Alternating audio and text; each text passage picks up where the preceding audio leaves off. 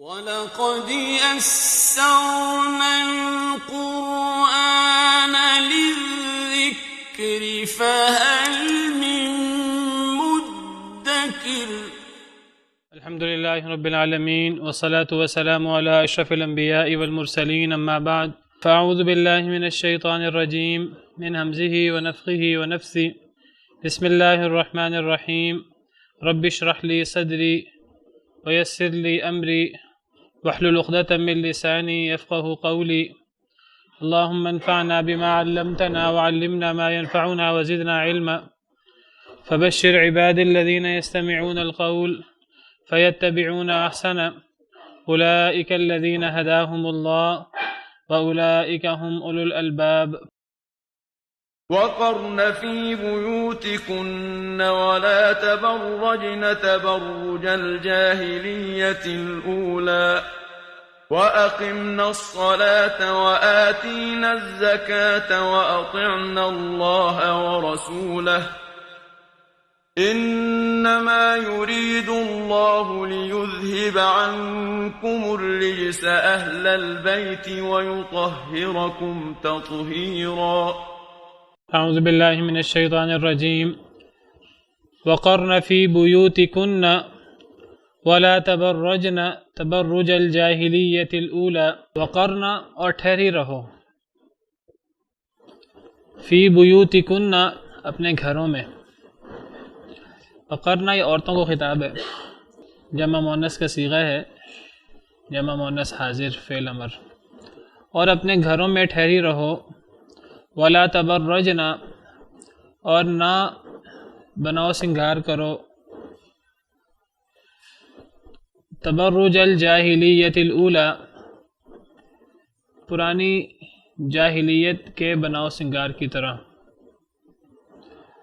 اور ٹھہری رہو اپنے گھروں میں ازواج مطہرات کے احکامات جاری ہیں ان کو خطاب ہے اور ان کے بارے میں اللہ تعالیٰ ان کو احکامات دے رہے ہیں اور کل یہ بات ہوئی تھی کہ اگرچہ ان آیات میں خطاب ازواج مطہرات کو ہے لیکن اس میں صرف ازواج مطہرات مراد نہیں ہے بلکہ چونکہ ازواج مطہرات تمام اس امت کی عورتوں کے لیے ایک رول ماڈل کی حیثیت رکھتی ہیں تو یہ خطاب نبی کریم صلی اللہ علیہ وسلم کی بیویوں کے لیے اور ان کے ساتھ ساتھ اس امت کی تمام عورتوں کے لیے بھی ہے اس میں جتنے احکامات ہیں وہ سارے احکامات ازواج مطہرات کے لیے بھی اور اس امت کی عورتوں کے لیے عمومی طور پر بھی ہیں تو کل ہم نے پڑھا کہ کوئی عورت جو ہے وہ بات کرے اگر مردوں سے غیر محرم مردوں سے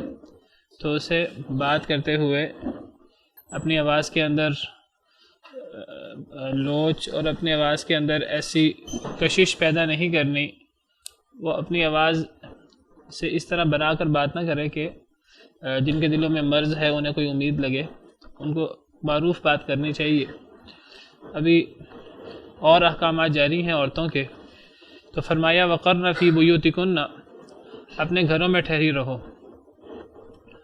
عورتوں کا اصل مقام ان کا گھر ہے اور عورتوں کا دائرہ کار ان کا گھر ہے اللہ نے مردوں کو اور عورتوں کو الگ الگ کام کے لیے پیدا کیا ہے ان کا الگ الگ دائرہ کار بنایا ہے اللہ نے جن جن کا جو کام جو دائرہ کار مقرر کیا اسی کے مطابق اللہ نے ان کی جسمانی ساخت وغیرہ بھی بنائی تو مرد اور عورت اگرچہ دونوں انسان ہیں اور انسان ہونے کے اعتبار سے دونوں بالکل برابر ہیں دونوں میں کوئی فرق نہیں ہے بحیثیت انسان لیکن دونوں انسانوں کے اندر ایک الگ الگ جنس ہیں مرد اور عورت ذکر اور انثیٰ تو اللہ نے دونوں کی جنس الگ الگ بنائی ہے دونوں کا دائرہ کار اللہ نے الگ الگ رکھا ہے تو جیسا جیسا دائرہ کار تھا اللہ نے ویسے ویسی صلاحیتیں دی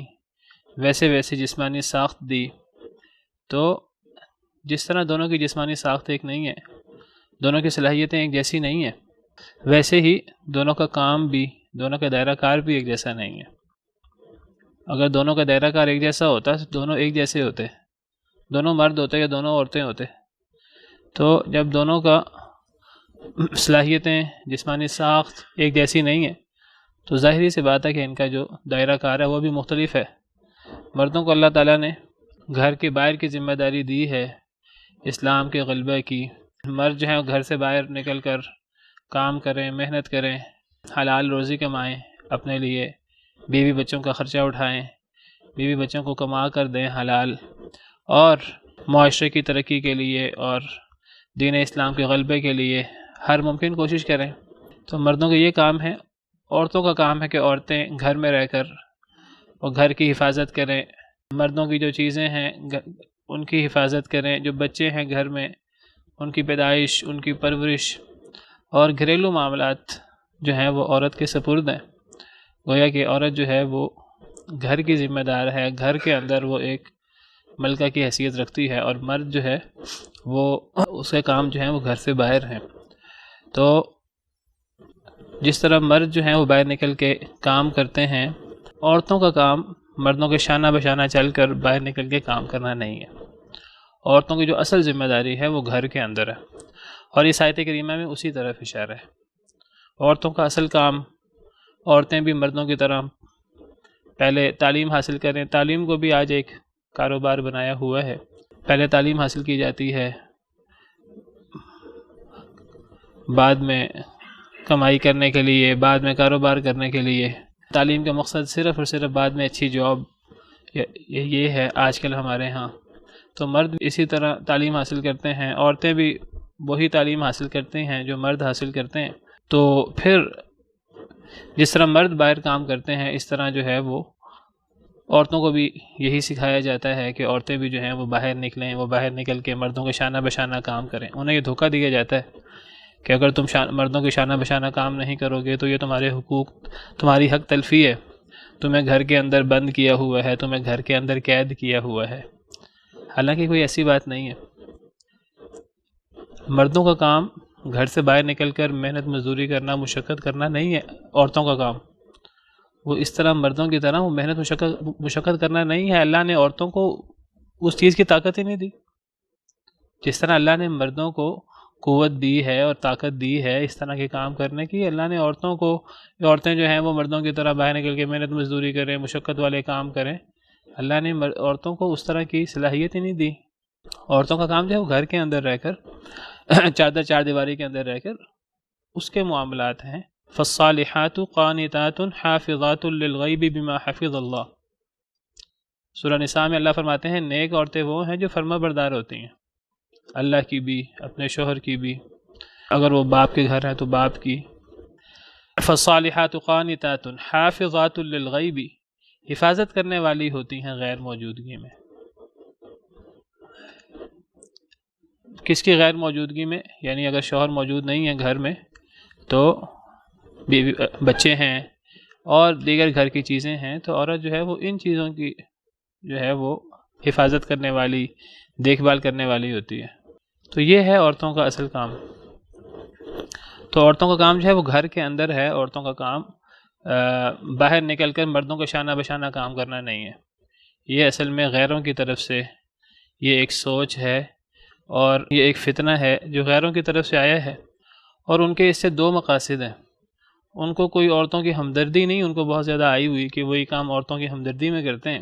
ایک تو وہ فحاشی کو عام کرنا چاہتے ہیں، اور وہ چاہتے ہیں کہ عورت، جس طرح بازار کے اندر ہم کچھ چیزیں خریدتے ہیں، عورت بھی ایک بازاری جنس بن جائے، اور ہم بھی جو ہیں وہ عورتوں سے عیاشی کریں، اور جس طرح بازار کے اندر ہم مختلف چیزیں خریدتے ہیں، اس طرح جس عورت سے ہم چاہیں ہم تعلق قائم کریں، اور عورت کو ایک جو ہے وہ شمع محفل بنا دیا جائے۔ یہ تو ان کا مقصد یہ ہے، فحاشی کو فروغ دینا۔ اور دوسرا ان کا مقصد یہ ہے کہ یہ کیا ہوا کہ مرد کام کریں اور عورتیں گھر کے اندر جو ہیں وہ گھر کے اندر ہوں، اور مردوں کو جو ہے وہ عورتوں کی ذمہ داری اٹھانی پڑے۔ ہم عورتوں کی ذمہ داری نہیں اٹھا سکتے، عورتوں کو اپنی ذمہ داری خود اٹھانی چاہیے۔ جس طرح ہم محنت مزدوری کرتے ہیں، عورتوں کو محنت مزدوری کرنی چاہیے۔ عورتوں کی معاشی ذمہ داری سے جان چھڑانے کے لیے وہ کہتے ہیں عورتیں گھر سے باہر نکلیں۔ جس طرح مرد جو ہیں وہ محنت مزدوری کرتے ہیں، اس طرح عورتیں بھی محنت مزدوری کریں، لیکن وہ اپنی بات کو اس انداز سے شو نہیں کرتے۔ اپنی بات کو بڑے خوبصورت انداز میں، دھوکے امیز الفاظ میں عورتوں کو ورغلانے کے لیے، جی ہم تو عورتوں کو برابر کے حقوق دے رہے ہیں، ہم تو عورتوں کو مردوں کے برابر لا رہے ہیں، عورتیں مردوں سے پیچھے رہ گئی ہیں۔ حالانکہ صرف دعوے ہی ہیں، ورنہ یہ ہے کہ اگر وہ برابر کے حقوق کی بات کریں، برابر کے حقوق تو ان کے دعوے کے مطابق انہوں نے ابھی تک نہیں دیے عورتوں کو۔ ابھی تک امریکہ کا صدر کوئی خاتون نہیں بنی، اور اس دفعہ بھی جو ہے وہ آپ کو پتہ ہے کہ ہیلری کلنٹن جو ہے اس کو شکست ہو گئی ہے، تو آج تک جو ہے وہ امریکہ کی صدر کوئی خاتون نہیں بن سکی۔ آج تک امریکہ میں، مغرب میں اچھی پوسٹوں پہ اللہ ماشاء اللہ مرد ہوتے ہیں، ہمیشہ عورتیں نہیں ہوتی۔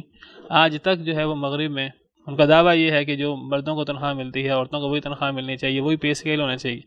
آج تک مردوں کا عورتوں کا پے اسکیل مختلف ہے، کیونکہ عورتیں وہ کام نہیں کر سکتی جو مرد کر سکتے ہیں۔ دعوے بہت ہیں ان کے، لیکن وہ صرف جو ہیں وہ فریب دینے کے لیے، دھوکہ دینے کے لیے، اور اصل مقصد کیا ہے کہ عورتوں کو گھروں سے نکالا جائے اور عورتوں کی ذمہ داری سے جان چھڑائی جائے۔ اسلام جو ہے وہ عورت کو عزت دیتا ہے، ایک قیمتی چیز کی طرح جو ہے وہ، جس طرح ایک قیمتی چیز کو چھپایا جاتا ہے، اس کی حفاظت کی جاتی ہے، ہیرے جواہرات کی حفاظت کی جاتی ہے، ان کو چھپا کر رکھا جاتا ہے۔ اسلام میں عورتوں کو اس طرح کر کے جو ہے ان کی حفاظت کی جاتی ہے، اور ان کے بارے میں غیرت ہوتی ہے، اور ان کو ڈھانک کر گھر کے اندر ان کو رکھا جاتا ہے، اور ان کی ساری ذمہ داری مرد اٹھاتے ہیں، اور عورتوں کا کام جو ہے وہ گھر کے اندر ہوتا ہے، وہ گھر کی ملکہ اور گھر کے اندر جو ہے وہ کام کرتی ہے۔ باقی کوئی مجبوری ہو، اللہ نہ کرے کسی عورت کا جو ہے وہ معاشی ذمہ دار نہ ہو، تو ایسی صورت میں عورت گھر سے باہر بھی نکل سکتی ہے مجبوری کی حالت میں۔ تو عورتوں کا اصل کام جو ہے وہ گھر کے اندر ہے، عورتوں کا اصل مقصد گھر سے باہر نکلنا نہیں۔ مردوں کا اصل کام گھر سے باہر ہے، اور عورتوں کا اصل کام جو ہے وہ گھر کے اندر ہے۔ یہ اللہ کی طرف سے ایک تقسیم ہے، جس تقسیم کو ہمیں بحیثیت مسلمان تسلیم کرنا چاہیے، اور اس کے بارے میں ہمارے ذہن میں کوئی شبہات وغیرہ اور ایسی چیزیں ہمارے ذہن میں نہیں ہونی چاہیے۔ اللہ نے عورتوں کا جو اصل مقام ہے وہ گھر کے اندر رکھا ہے، اور آگے ہی فرمایا وَلَا تَبَرَّجْنَ، اور نہ بناؤ سنگار کرو، تبرج الجاہلیت الاولی، پرانی جاہلیت کی طرح کا بناؤ سنگار۔ اس سے مراد باہر نکلنے کی بات ہے، یعنی اگر عورتوں کو گھر سے باہر نکلنا پڑ جائے تو یہ گھر کے اندر کی بات نہیں ہو رہی، یہ باہر نکلنے کی بات ہو رہی۔ گویا کہ اسی آیت کے اندر اللہ نے عورتوں کا اصل مقام گھر کے اندر قرار دیا، اور ساتھ ہی فرما دیا کہ اگر عورت کو باہر نکلنا پڑے نکل سکتی ہے، لیکن کچھ شرائط کے ساتھ۔ وہ اس طرح سر جھاڑ منہ پھاڑ جو ہے وہ میک اپ کر کے اور بناؤ سنگار کر کے نہیں نکل سکتی، یہ جاہلیت والا کام ہے۔ جتنے ہم ترقی کر لیں اور ہم اپنے آپ کو جتنے ترقی یافتہ کہہ لیں، جی 21ویں صدی ہے، یہ ہے وہ ہے، اگر اللہ کے حکم کی نافرمانی کریں گے اور اگر عورتیں جو ہیں وہ بے پردہ بناؤ سنگار کر کے باہر نکلیں گی تو یہ جاہلیت ہے۔ اس کو جتنا مرضی ترقی کا دور کہہ لیا جائے، ترقی جو ہے وہ دعووں سے، خالی مخول باتوں سے ترقی نہیں ہوتی۔ ترقی جو ہے وہ اللہ رب العالمین کے احکامات پر عمل کرنے سے ہو سکتی ہے، اور جو بندہ جو ہے وہ 21ویں صدی میں بھی اگر وہ فحاشی اور اس قسم کے کام کرے تو یہ جاہلیت ہی جاہلیت ہے۔ وہ گویا کہ ابھی تک وہ اسی اندھیرے اور جاہلیت والے دور میں بستا ہے کہ جس کے اندر جو ہے وہ یہ غلط قسم کا کام ہوتا تھا۔ تو گویا کہ آیت کے شروع میں عورتوں کا اصل مقام بتایا اور عورتوں کو گھر میں رہنا چاہیے، اور اگلے ٹکڑے میں بتایا اگر عورتوں کو باہر نکلنا ہے تو پھر عورتوں کو بناؤ سنگار کر کے، میک اپ کر کے مردوں کو لبھانے کے لیے نہیں نکلنا چاہیے۔ پہلے والا اصل حکم ہے، اور دوسرا جو ہے وہ مجبوری کی حالت میں۔ اولا پہلی جو پرانی جاہلیت ہے اس طرح بناؤ سنگار نہیں کرنا۔ تبرج بروج سے ہے، بروج کہتے ہیں اپنے آپ کو نمایاں کرنے کو۔ بروج کا اصل مطلب ہوتا ہے کہ بہت نمایاں چیز ہو، اسے بروج یا برج کہتے ہیں۔ ستاروں کے لیے قرآن کریم میں لفظ بروج استعمال ہوا ہے، وَلَقَدْ جَعَلْنَا فِي السَّمَاءِ بُرُوجًا، اللہ فرماتے ہیں ہم نے آسمان میں بروج بنائے۔ تو بروج سے مراد ستارے ہیں، کیونکہ بہت نمایاں ہوتے ہیں، بہت روشن ہوتے ہیں۔ اسی طرح اگر ہم کہیں جا رہے ہوں، ہمیں راستے میں بہت کوئی بلند و بالا قلعہ نظر آئے جس کی دیواریں بڑی اونچی ہوں، ایسے بلند و بالا قلعوں کو عربی میں بروج کہہ دیتے ہیں۔ قرآن کریم میں اللہ رب العالمین کا فرمان ہے اینما تکونوا یدرککم الموت ولو کنتم فی بروج مشیدہ، تم جہاں بھی ہوگے تمہیں موت آ لے گی اگرچہ تم بلند و بالا قلعوں میں کیوں نہ ہو۔ تو بروج کا مطلب قلعے، قلعے اس لیے کہ دور سے نظر آتے ہیں، تو اصل میں بروج یا تبرج کا مطلب اپنے آپ کو اس طرح نمایاں کرنا کہ دور سے ہی وہ نمایاں ہو جائے، مردوں کو جو ہے وہ فتنے میں ڈالنے کے لیے، لبھانے کے لیے عورتیں اس طرح بے پردہ ہو کر بناؤ سنگار کر کے نکلیں کہ وہ مردوں کو اپنی طرف مائل کریں، تو یہ ہے اصل میں تبرج، اور یہ جاہلیت کی بات ہے۔ تو گویا کہ پتہ لگا، میں کئی دفعہ جاہلیت کے بارے میں بات کر چکا ہوں کہ جاہلیت سے مراد ان پڑھ ہونا، لکھنا پڑھنا نہ آنا یہ نہیں ہے۔ حقیقت میں جاہلیت سے مراد اللہ رب العالمین کے نافرمانی، اور جو بندہ جتنا اللہ رب العالمین کے نافرمانی کرے، مرد عورت، وہ اتنے جاہلی ہیں، اتنے جانگلی ہیں۔ وہ ہم جس طرح جو ہیں وہ جانگلی اور جاہلیت کو ہم عیب سمجھتے ہیں، وہ اس طرح عیب دار ہے جو اللہ اور اللہ کے رسول کی نافرمانی کرتا ہے، اور جو اپنی مرضی کو اللہ رب العالمین کی مرضی کے تابع کر دیتا ہے۔ اللہ رب العالمین اللہ کے نبی صلی اللہ علیہ وسلم کے سامنے اپنے سر کو جھکا دیتا ہے، تو وہ ہرگز جاہل نہیں ہے، وہ جو ہے وہ ترقی یافتہ ہے، اور وہ اللہ اور اللہ کے رسول کے احکامات پر عمل کرنے والا ہے۔ تو احادیث مبارکہ میں اس آیت کی تشریح میں نبی کریم صلی اللہ علیہ وسلم کی بعد احادیث مبارکہ بھی ہیں۔ عورتیں جو ہیں وہ مجبوری کی حالت میں گھر سے باہر نکل سکتی ہیں، ورنہ عورتوں کو گھر کے اندر رہنا چاہیے۔ جس مجبوری میں عورتیں گھر سے باہر نکل سکتی ہیں، ان مجبوری میں سے علاج معالجے کے لیے اور کوئی مجبوری ہو، اگر کوئی کمانے والا نہ ہو بالفرض، تو اس وقت بامر مجبوری عورتیں جو ہیں وہ شرائط کے ساتھ اپنے آپ کو ڈھانپ کر اللہ رب العالمین کے احکامات پر عمل کرتے ہوئے گھر سے باہر بھی نکل سکتی ہیں۔ نماز پڑھنے کے لیے گھر سے باہر بھی جا سکتی ہیں، یہ بھی مجبوری ہے، شرعی مجبوری ہے۔ نبی کریم صلی اللہ علیہ وسلم کا ارشاد ہے، لا تمنعوا اماء اللہ مساجد اللہ، اللہ کی بندیوں کو اللہ کی مسجدوں سے نہ روکو۔ اگر وہ مسجد جانا چاہیں انہیں تم روک نہیں سکتے، انہیں مسجد جانے کی اجازت دو۔ وَلْيَخْرُجْنَ وَهُنَّ تَفِلَاتٌ، چاہیے کہ وہ گھر سے نکلیں مسجد جانے کے لیے، وَهُنَّ تَفِلَاتٌ، اور وہ بناؤ سنگار کرنے والی نہ ہوں۔ تفیلات کا مطلب وہ عورتیں ہیں جو بناؤ سنگار کر کے اپنے آپ کو نمایاں کر کے نہ نکلیں۔ ایسی حالت میں عورتیں نکلیں تو وہ نکلیں گھر سے باہر، اور وہ نماز پڑھ سکتی ہیں۔ عورتوں کو نماز پڑھنے سے روکا نہیں جا سکتا۔ ہمارے ہاں الٹا قانون ہے، ہمارے ہاں جو ہے وہ نماز پڑھنے کے لیے تو عورتوں کو گھر سے باہر نہیں جانے دیا جاتا، باقی ہر کام کے لیے عورتیں گھر سے باہر جاتی ہیں۔ باقی جو ہے بازاروں میں جانے کے لیے اور کلب اور پارٹیوں میں جانے کے لیے بناؤ سنگار کر کے، وہ ہر چیز کے لیے عورتیں جو ہیں وہ گھر سے باہر نکلتی ہیں اپنے آپ کو نمایاں کر کے، اور نماز پڑھنے کے لیے عورتوں کو گھر میں بند کر دیتے ہیں، کہتے ہیں جی کہ نماز پڑھنے کے لیے باہر جانے کی کوئی اجازت نہیں ہے، اور مسجدوں میں عورتوں کے لیے جگہ بھی کوئی نہیں ہے، حالانکہ اللہ رب العالمین نبی صلی اللہ علیہ وسلم کا صریح فرمان ہے، لا تمنعوا اماء اللہ مساجد اللہ، اللہ کی بندیوں کو مسجدوں سے نہ روکو۔ لیکن احادیث میں موجود ہے کہ عورتوں کی گھر کی نماز باہر کی نماز سے افضل ہے، مسجد کی نماز سے افضل ہے۔ عورتوں کی وہ نماز جو وہ نبی کریم صلی اللہ علیہ وسلم کی امامت میں آپ کے پیچھے پڑھیں مسجد نبوی میں، آپ نے فرمایا کہ عورتوں کی گھر کی نماز اس سے بہتر ہے۔ باہر نکلنے کی اجازت ہے، اگر ایک عورت چاہے میں باہر نکل کے نماز پڑھوں مسجد میں، اس کو روکا نہیں جا سکتا، لیکن گھر کی نماز جو ہے وہ باہر کی نماز سے بہتر ہے۔ بعض احادیث میں آتا ہے کہ عورتوں کو اللہ کی مسجدوں سے نہ روکو، وَبُيُوتُهُنَّ خَيْرٌ لَهُنَّ، لیکن ان کی گھر کی نماز جو ہے وہ ان کی باہر کی نماز سے بہتر ہے۔ عید کے لیے تو باہر جانا پڑے گا، عید کے لیے تو جو ہے وہ دعا وغیرہ کے لیے، وہاں دعا وغیرہ میں شریک ہونے کے لیے، اس میں تو نبی صلی اللہ علیہ وسلم نے جو ہے وہ تمام عورتوں کو، بلکہ وہ عورتیں جن کو شرعی مجبوری ہے حیض وغیرہ، ان کو بھی کہا ہے کہ وہ جو ہے وہ دعا میں شریک ہو۔ تو حدیث میں آتا ہے کہ صلاۃ المرأۃ فی مخدعها، بہرحال وہ بعض روایات میں ہے کہ عورتوں کو تم باہر جانے سے نہ روکو، لیکن ان کے لیے ان کے گھر میں نماز پڑھنا جو ہے وہ زیادہ بہتر ہے۔ تو عورتوں کا اصل کام جو ہے وہ گھر کے اندر رہنا ہے، کوئی مجبوری ہو تو عورت گھر سے باہر نکل سکتی ہے۔ ایک حدیث مبارکہ میں آتا ہے ان المرأۃ عورۃ، عورت جو ہے وہ چھپانے کی چیز ہے، عورت پوری کی پوری چھپانے کی چیز ہے۔ عورہ کہتے ہیں ایسی چیز جس کو چھپایا جائے، تو عورت پوری کی پوری چھپانے کی چیز ہے۔ فَإِذَا عورہ چھپانے کی چیز، عورہ عورہ کا لفظی مطلب ایسی چیز جس کو چھپایا جائے، شرمگاہ کو عورہ کہتے ہیں عربی زبان میں.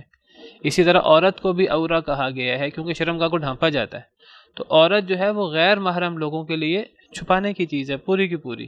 فَإِذَا خَرَجَتْ، بس جب وہ نکلے، اب گھر سے نکلے بغیر ضرورت کے، استشرفہ الشیطان، تو شیطان اسے جھانکتا ہے.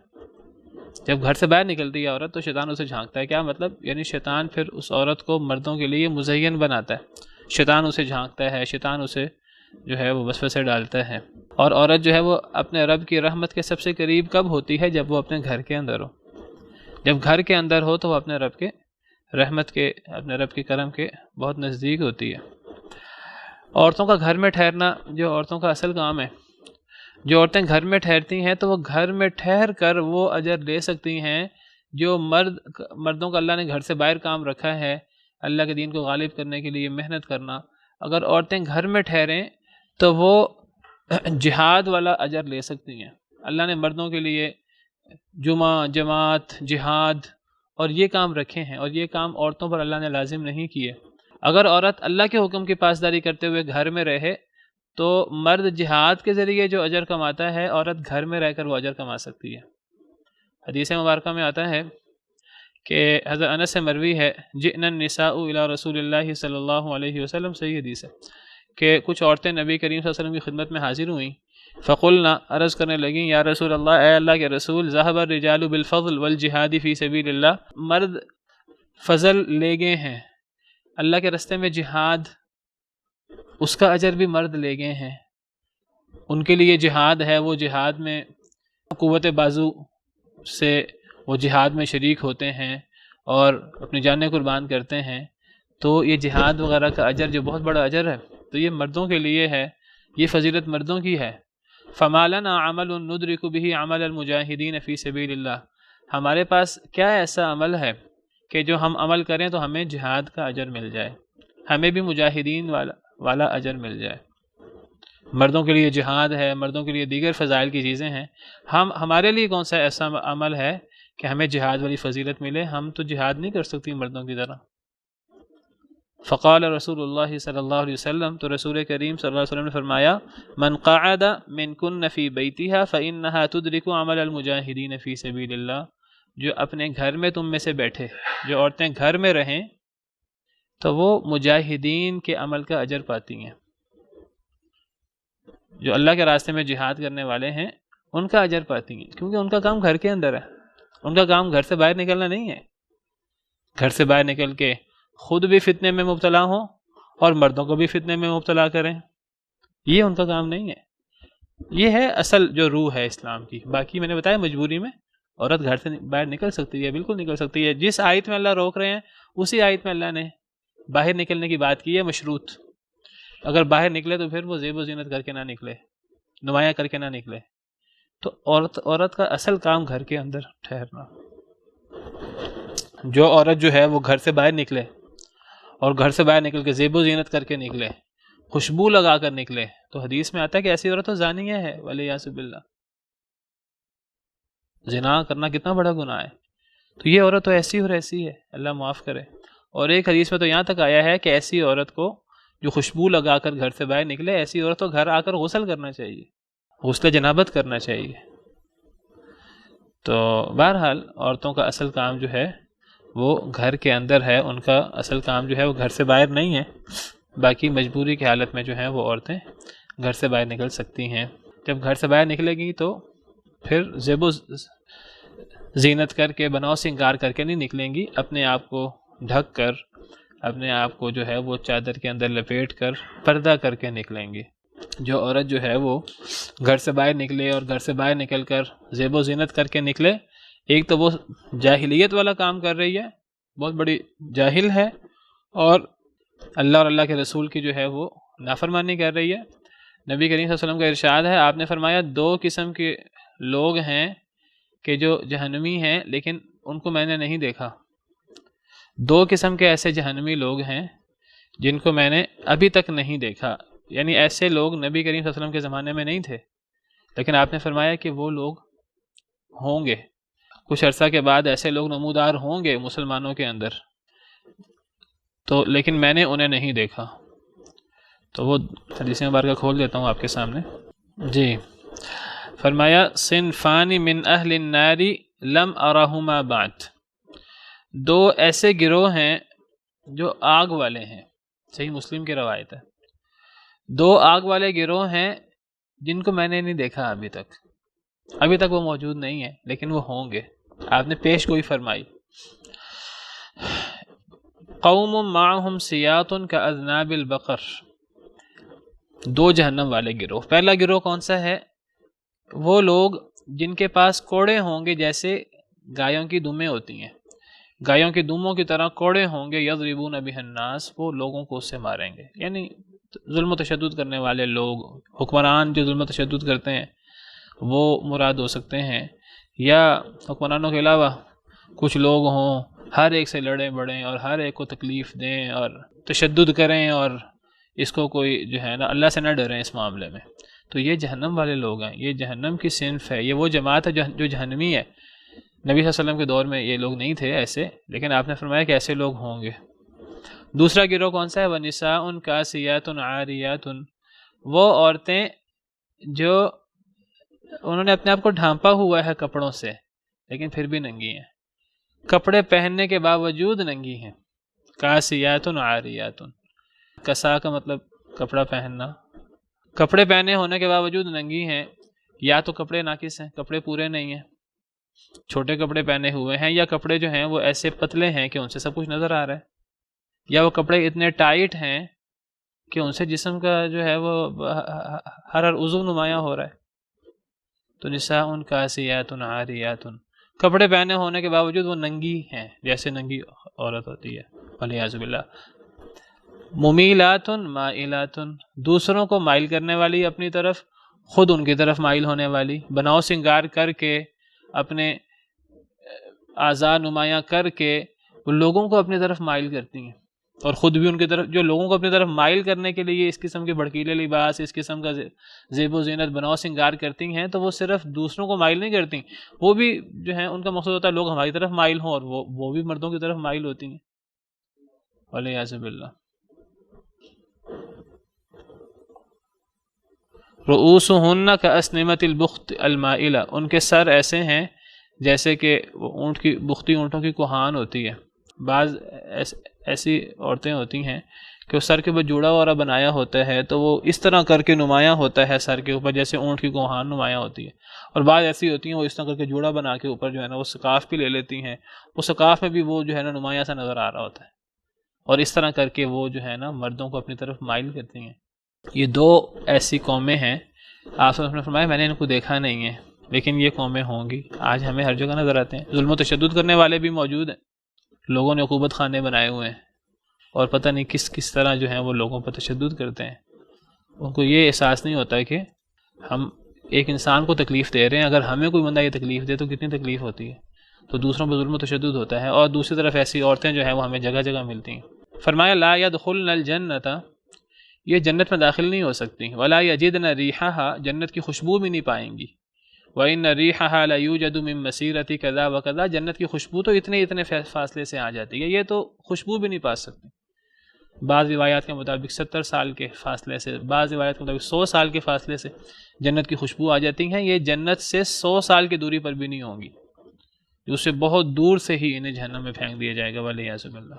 تو بہرحال عورتوں کا اصل کام جو ہے وہ گھر کے اندر ہے، ان کا کام گھر سے باہر نہیں ہے، کوئی مجبوری ہو تو گھر سے باہر نکل سکتی ہیں، اور ایسی صورت میں انہیں اپنے آپ کو ڈھانپ کر نکلنا ہوگا۔ نبی صلی اللہ علیہ وسلم نے عورتوں کو اجازت دی کہ عورتیں جو ہیں وہ نماز پڑھنے کے لیے گھر سے نکل سکتی ہیں، تو جب عورتیں نکلتی نماز وغیرہ کے لیے آپ کے زمانے میں، ایک دفعہ آپ نے دیکھا کہ نماز پڑھنے کے بعد اب واپس جانے کے لیے عورتیں نکلیں، مرد بھی عورتیں بھی، تو راستے کے اندر رش تھا، آپ نے عورتوں سے فرمایا کہ تمہارا کام نہیں ہے تم راستے کے درمیان چلو، تمہارا کام یہ تم راستے کے سائڈ پہ چلو۔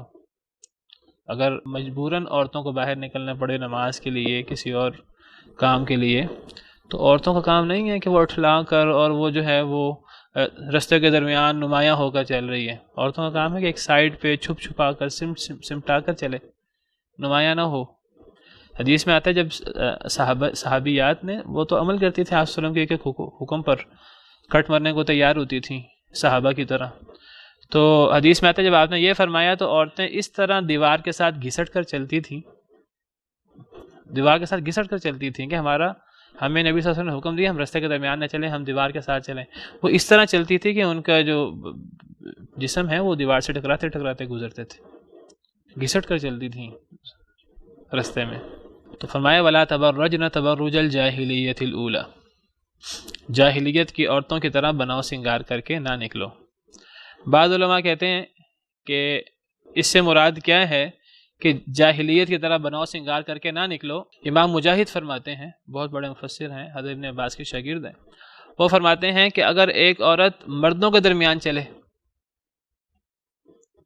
تو یہ جاہلیت کا تبرج ہے، چاہے اس نے اپنے آپ کو بہت نمایاں نہیں بھی کیا، لیکن وہ اپنے آپ کو مردوں سے الگ کر کے نہیں چل رہی، وہ سائیڈ پہ ہو کے نہیں چل رہی، وہ بے پرواہی کے ساتھ مردوں کے درمیان چل رہی ہے. امام مجاہد فرماتے ہیں یہ چیز بھی جاہلیت کے تبرج میں شامل ہے، وہ بھی اپنے آپ کو نمایاں کر رہی ہے.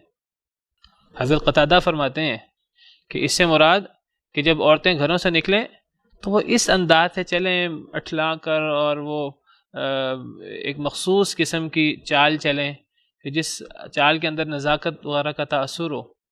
تو یہ تبرج ہے، چاہے اس نے زیور نہ بھی پہنا ہو، چاہے اس نے اپنے آپ کو بے پردگی نہ بھی کی ہو. اس میں بے پردگی کا ذکر بھی نہیں ہے.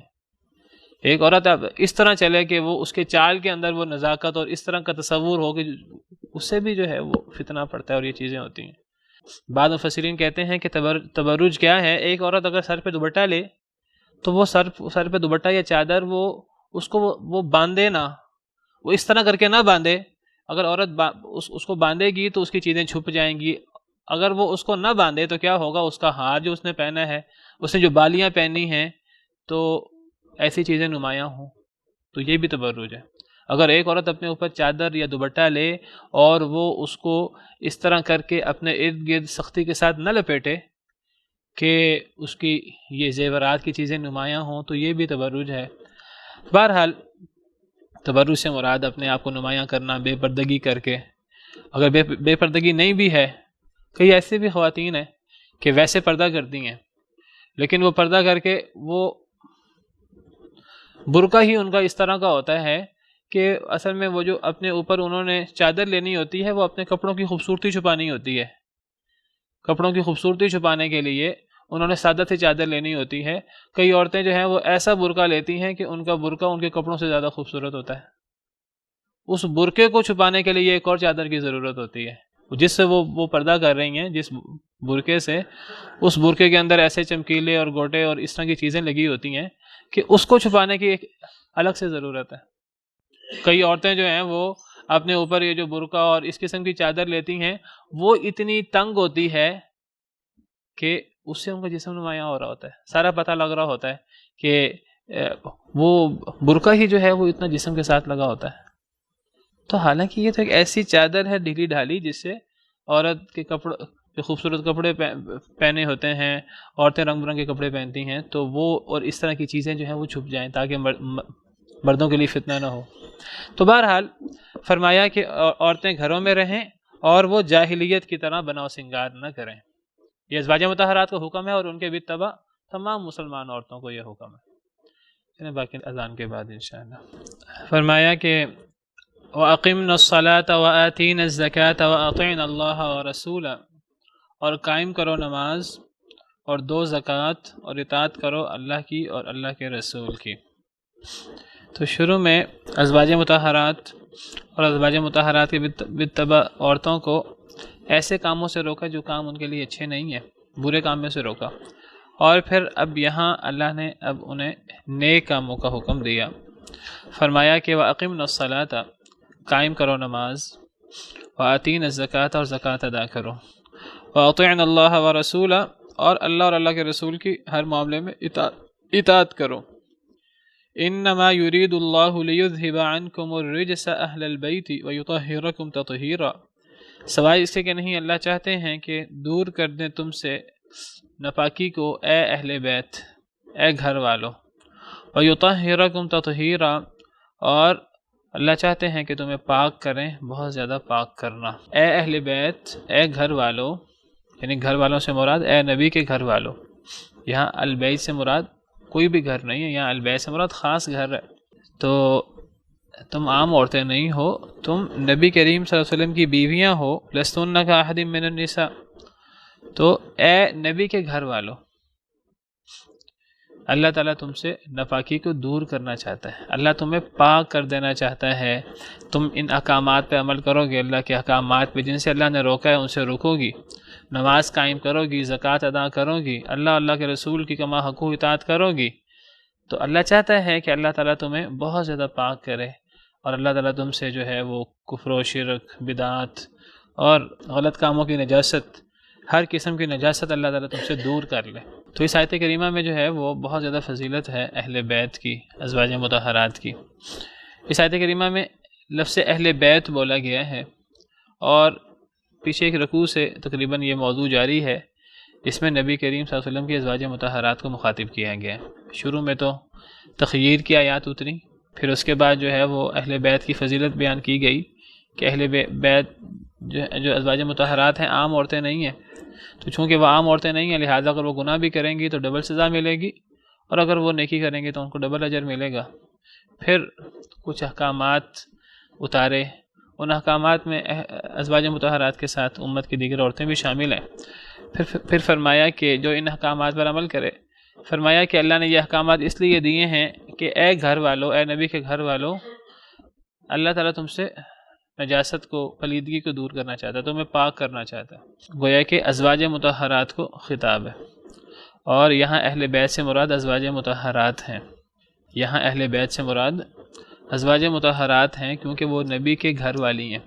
قرآن کریم میں کئی مقامات پر نبی کی بیویوں کو اہل بیت قرار دیا گیا ہے۔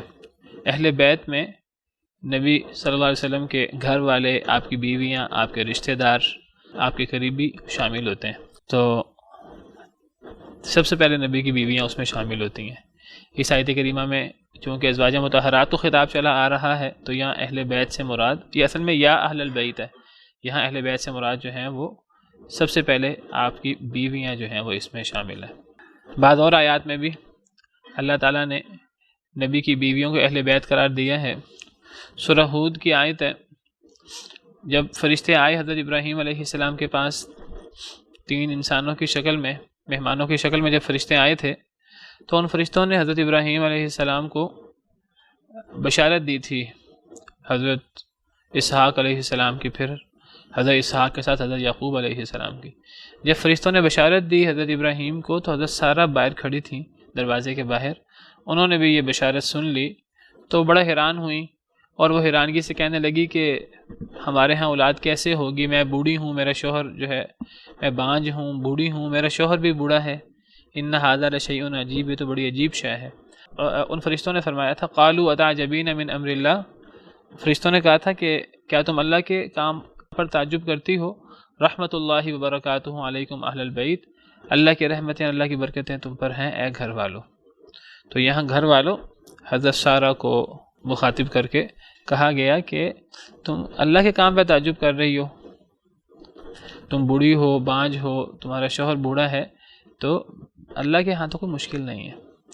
تو حضرت سارہ کو اہل بیت کہہ کر مخاطب کیا گیا۔ حضرت سارہ حضرت ابراہیم کی بیوی ہیں، آپ کو پتہ ہے۔